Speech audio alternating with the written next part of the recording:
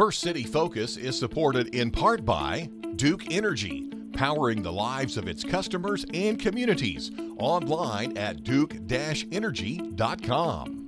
Good Samaritan, a regional healthcare center offering a variety of services from primary care to same-day joint replacement surgery and more.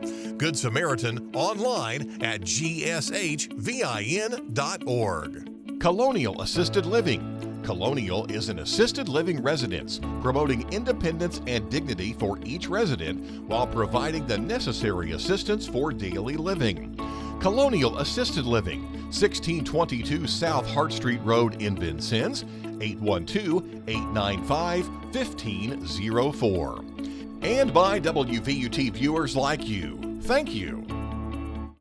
Thanks for tuning in to First City Focus. I'm Dave Foster, and on this episode, we'll give you more information on why WVUT is moving away from PBS programming. We'll go to Bierhaus Flats in Vincennes, where residents are starting to move into the new housing development, and we'll visit with Ann Pratt and talk about the upcoming Red Skelton Festival and Parade. Thanks for being here with us right here, right now on First City Focus.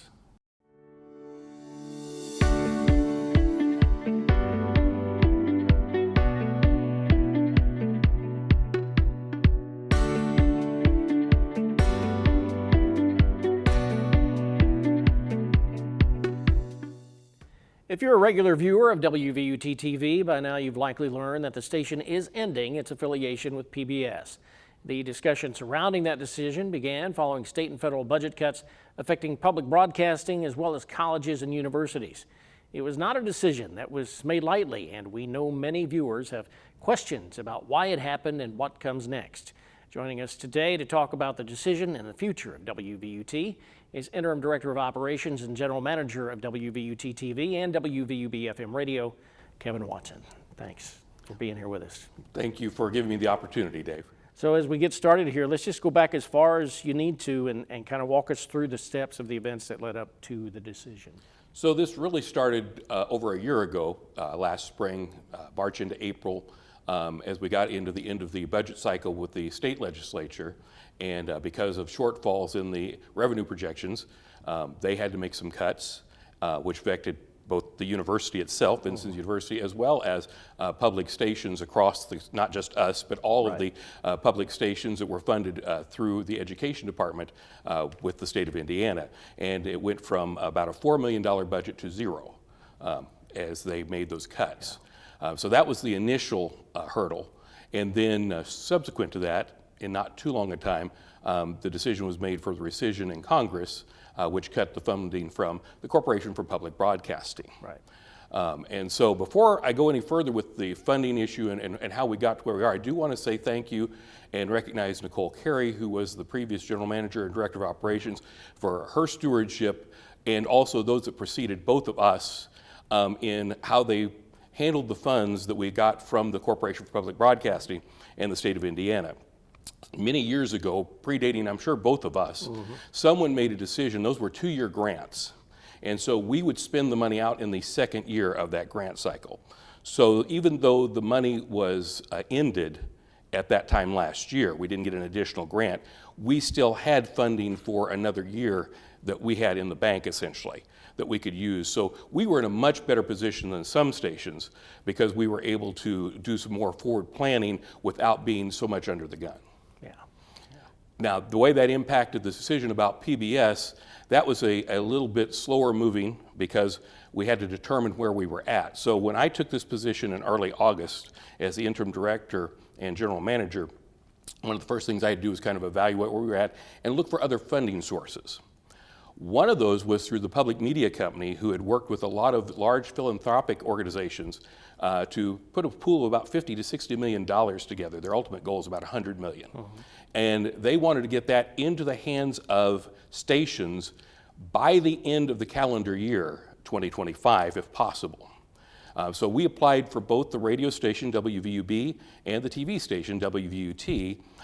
We got the grant for the radio station. Right.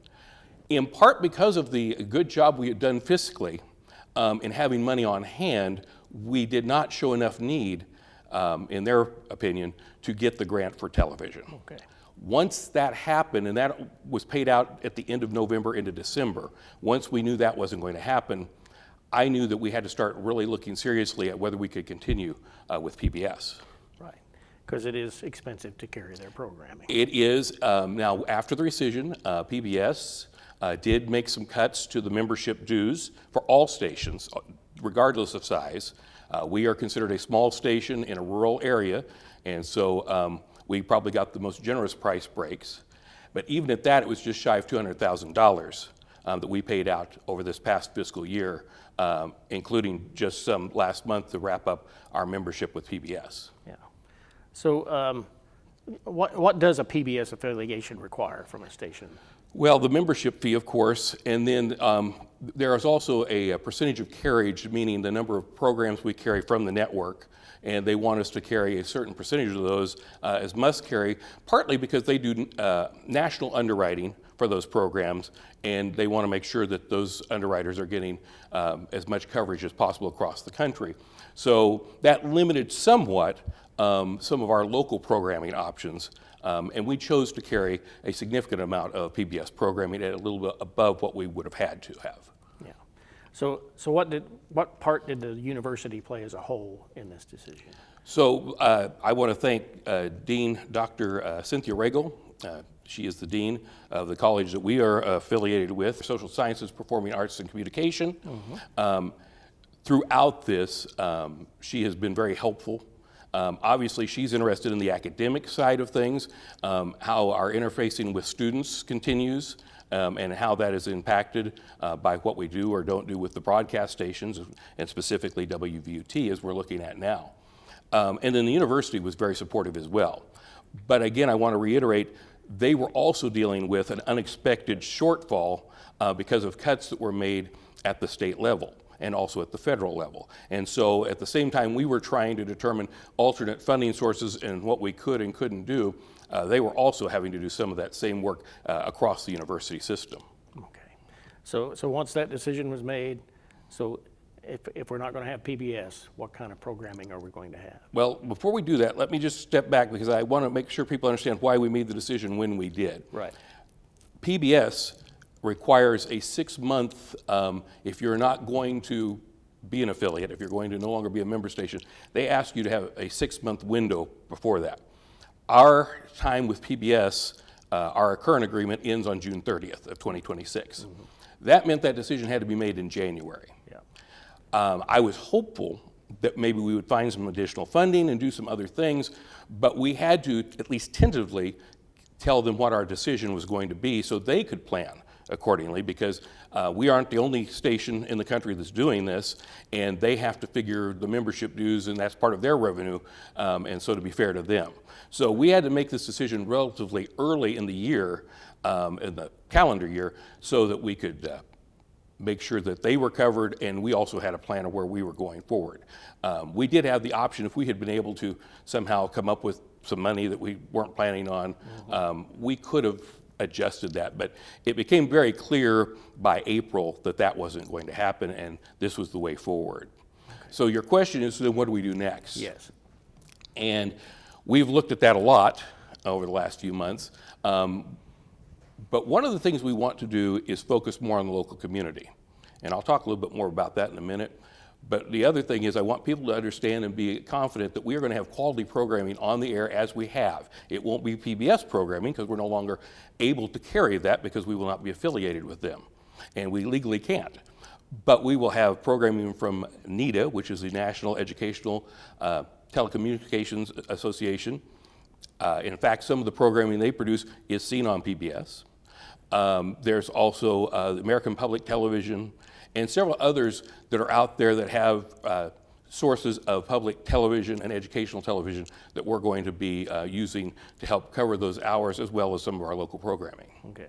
And PBS did carry some of that programming on some stations as well. That is correct, Yep. yes. Yeah. So you mentioned, of course, the education aspect. We're here to teach students who get into broadcasting. And so what does this mean for students now? honestly, the change, if anything is positive, it really doesn't change a whole lot because it had been our mission all along to include them in what we were doing as much as we can. But we are working even closer now with the dean and with the faculty that are teaching these classes in figuring out even more ways that we can integrate students into what we're doing in our day-to-day operations when they're in session, and to give them opportunities to experience basically the real world, as we call it, of broadcasting. And like you said, we're going to have more local programming, and they will be involved with that. So like you wanted to talk about there's some of the local programming that we're... So we're, of course, doing this program for City Focus. Yes, it will continue. We have another program that we've done as a digital series, but we've also had some of it on air with a History Vault, and we're looking at revamping that a little bit. And then as the students come back in the fall, of course, they're on break right now, most of them, we're going to look at some student productions and what they might be able to do that we might be able to share with the public on a broader basis. And that gives them experience, also gives them a chance for people to see what they're doing, which you and I were both broadcast students at one time. Yes. And it is a significantly different experience when you're making something for a class project, or if somebody's actually going to hear it or see it over the air. Exactly. So what do you want viewers to understand about WVUT at this point in time? So, main thing I want everybody to understand is, as you're watching this, is we're not going away. We work really hard, and I work in lockstep with the financial folks here at Vincennes University, along with the other funding sources and things I've talked about, so that we could continue and be solvent for another year and put together this programming package. And so I want people to understand we're not going away. While we are leaving PBS, we're not leaving the community. And in fact, we are going to refocus even closer on the people we serve here locally, the institutions that we serve here locally, both the university but also others in the community, not-for-profits and other community agencies that we have long been partners with, but we want to increase those opportunities. And we're also going to be more involved with the university as well. Yes, and so we have been working with external relations, and we're going to do some in-house production for the university. Again, students will probably have a chance to be involved in some of that. That will be things that you may or may not see here, but we'll be seen on social media and other places, basically promoting Vincennes University and the offerings that the university has, as well as what we offer through our program here. So before we wrap up here, is there anything else you'd like to tell the viewers or let folks know about what's going on here? Well, a couple of things. One is talking about partnerships and other organizations and things. When students aren't here, like right now, we have really great facilities, and we have really talented people who do exceptional work, and we want to make those facilities available to organizations, and in some cases businesses, but we're not directly wanting to compete with those that are doing this commercially, but we want to really help super serve those that are public service organizations and others. And our fees are very reasonable. The product is really good, and if you are interested in that, you can reach out to me directly. My direct office line is 812-888-4950. That's 812-888-4950. Or my email address is the first letter of my first name, Kevin. Last name is W-A-T-S-O-N, so it's kwatson@vinu.edu. And be happy to talk to you about that. We already have some folks that are taking advantage of that or have taken advantage of it in the last few months. And we have some really great facilities. We'd like to see how we might be able to help folks. In addition to that, I just want folks to, again, to know that we're here. We're not going away, and we are kind of doubling down on the community. And if you have a group or organization and have interest in what we're doing, please reach out to us. Reach out to Dave Foster. He's our news director as well as the host here on First City Focus. Reach out to myself, and we will see how we might be able to partner with you to expand your service area as well. Yeah. Well, Kevin, we thank you for being here and sharing the details. I know a lot of folks had questions, and you've answered them, so we appreciate you being here today. Thank you. And we do thank you for your continued support of WVUT. Change never easy, but it can be positive, and we do invite you to join our journey and learn and grow with us. Housing has been identified as a challenge in Knox County in recent years, and local leaders have worked to bring new housing options to the area. Now, after several years of planning and more than a year of construction, a major residential development is moving into its next phase. Bierhaus Flats is welcoming its first residents. The new apartment development on Bierhaus Boulevard in Vincennes opened its first move-in ready units in mid-June, about a year after construction began on the project. When complete, Bierhaus Flats will include 5 buildings and 240 apartment units. Property manager Josh Wood says leasing activity picked up quickly once tours began. Tenants, we have 17 tenants moving in over the next few weeks, but this first building is almost completely rented right now. Since we've had an overwhelming response from the community and people wanting to look at them, and applications have been sent out almost immediately after the first viewing. Those first tenants are moving into the initial units while construction continues on future phases of the project. Wood says additional units are expected to come online in stages. He says prospective renters can choose from several apartment layouts. So we have anywhere from a 1-bedroom, 1-bath, 2-bedroom, 2-bath, and 3-bedroom, 3-bath. The leasing progress does begin with a tour, so the potential residents can determine which unit best fits their needs. So the first thing we'd like for people to do is come and look at one and make sure it's going to fit their need, their family's needs, and then we can find what their financial restrictions might be or not. Once they view it, we kind of go through that. We send them an application for a certain unit that they are interested in, depending on where you want to park and whether you want sunrise in the morning or sunsets in the evening, those types of things. We just try to talk to them and give them as much information as possible. Once they fill out the application, we review everything, and then it goes to a leasing phase where we go through the lease with them. They sign it, we countersign it, and then it's just a $1,000 deposit to hold their unit. These apartments are market rate housing, and applicants are encouraged to pick a unit that best fits their income and budget. Monthly rent currently starts at $1,075 for a 1-bedroom unit, $1,375 for 2 bedrooms, and $1,575 for a 3-bedroom unit. Residents also pay a $100 service fee covering water, sewer, trash, and Wi-Fi service. Tenants are responsible for their own electric bills. The complex does include several amenities for its residents. So we have all units come with a washer and dryer, refrigerator, freezer, stove, microwave, and a dishwasher, garbage disposals in each kitchen. Then we have an on-site fitness area. It's got some treadmills and stationary bicycles and a few weight machines for them to work out on. It'll be accessible to the tenants 24 hours a day, 7 days a week, so they can work out at their schedule. Then, we're going to have a area in the office where that could be rented for birthday parties and things like that if they don't want to host them in their apartment. Yes, okay, so on the count of 3, 1, 2, throw it in the air, throw it in the air. Move-in day came almost 1 year to the day of a ceremonial groundbreaking on the site. Simplified Developments, a family-owned residential development company located in Gibson County, began working with local economic development and city leaders in 2023 to plan the project. Approval of a $3.1 million award from the Indiana Finance Authority to support residential infrastructure for the project was received in 2024. Final details with the Redevelopment Commission were completed in early June of 2025. The project did receive tax increment finance, or TIF-funded infrastructure support and tax abatement from the Vincennes City Council. After months of planning and construction, the reaction from prospective tenants has been more than encouraging.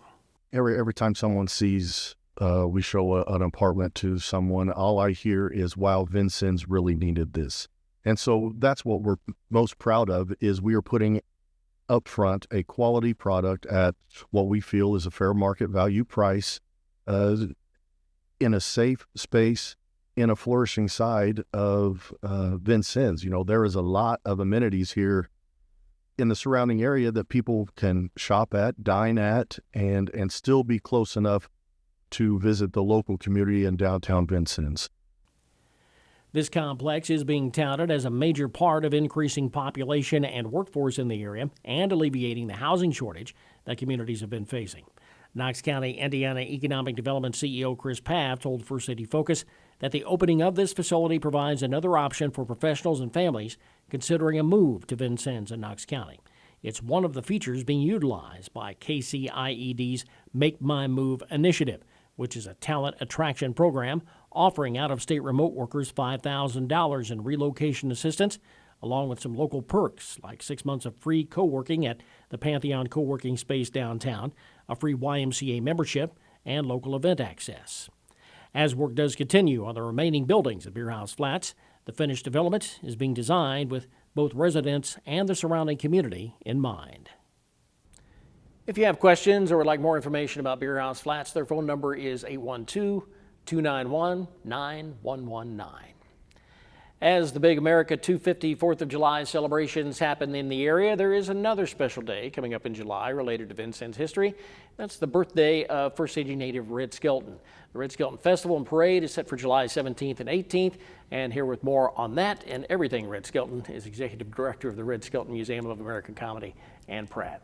Always good to have you here with us. Thank you. Absolutely. Well, you are talking about the 250th and the celebration, and the Red Skelton Museum is really leaning into that this year with exhibits about Red's Pledge of Allegiance. And then on July 5th, actually 2 weeks before the festival, we're having what we're calling Freedom Day. And so Red Skelton filmed a special at Disneyland in 1976 with the bicentennial, and so we'll be airing that in the museum on July 5th. And that is a free admission day, so anybody can come in for free. And we just unboxed a huge new collection of paintings, and within that collection we found about 16 new paintings with a very patriotic theme.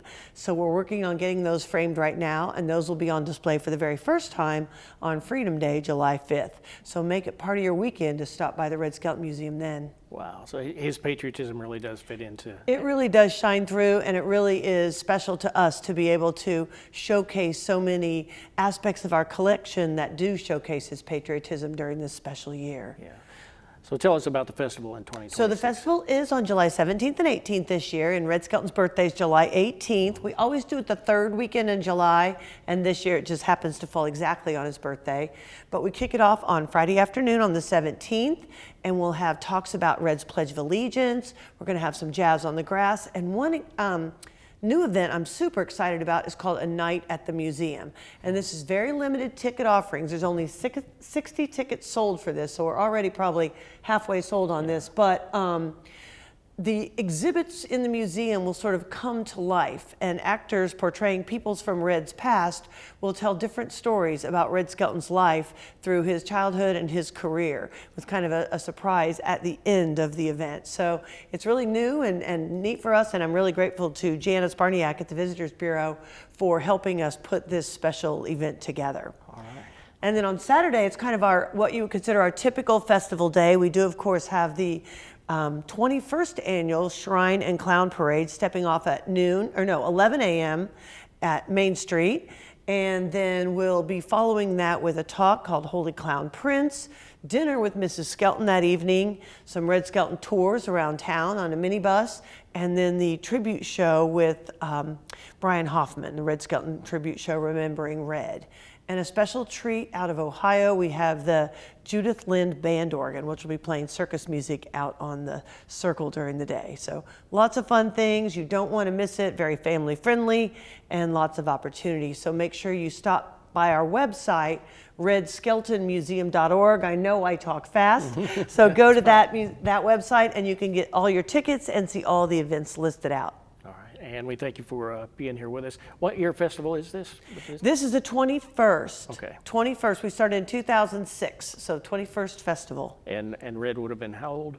113 this year. Wow. Okay. He was born in 1913, so 113th birthday. Wow. So, Ann, thanks for being with us today. And again, it's easy to keep up with all things Red Skelton at the museum, the art gallery, and the theater, and activities and schedules all posted online on their website. In a previous episode, we previewed the Pace Action Community Agency's Boys and Beyond Summer Camp. It gives young boys a chance to learn practical life skills, build confidence, and work along community volunteers. First City Focus stopped by the camp to see some of those lessons in action. This way? Yep. You're doing good. Over here. Strike. Yeah, step on it. Put it down a little bit. It'll be easier for you, bud. This week we are doing our annual Boys and Beyond Day Camp. It is a week-long program for boys leaving 4th and 5th grade where we use experiential learning to teach life skills. We have community volunteers come in each day, teach different skills, and today we are doing our tire changing. So there's a groove down here. Yeah! It really teaches the boys the importance of being involved in your community, and it teaches them life skills that they aren't always learning at home when they should. We learn things like teamwork, how to change a tire, how to manage money, technology and internet safety, all stuff that's very important for them to learn going into middle school. Do you think changing the tire is easy or hard, or? It's like mid. I mean, it's a lot of strength, I think, more than like how smart you are. It's just strength, I think. Do you know anything about changing a tire before you got me? Well, I knew how to change a bicycle tire. My grandpa taught me. We started our week off with a big team building. They do like learning styles to figure out the way that they learn. And then we do a cookie bake-off. They are in groups. They have to design a cookie, market a cookie, sell a cookie. They have to present. We have judges and everything. And then they also learn about personal hygiene and etiquette. Tomorrow we are tying ties and saving money, and they also will get a tour of a bank and get to be inside the vault and everything. Yes, There we go. It's a great program. I think we have several volunteers come back every year. They really enjoy it. The kids enjoy it. baseball, like. And that's all for this edition of First City Focus. For everyone here at WVUT TV, I'm Dave Foster. Join us again next week.